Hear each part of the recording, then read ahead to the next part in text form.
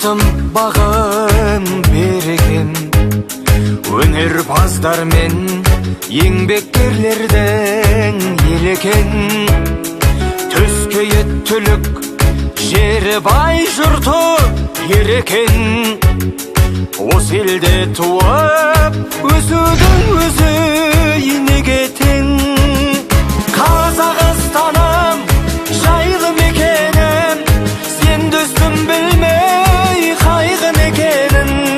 Шалқар мейірің, дархан пейілің, сеземін шексіз байлық екенін.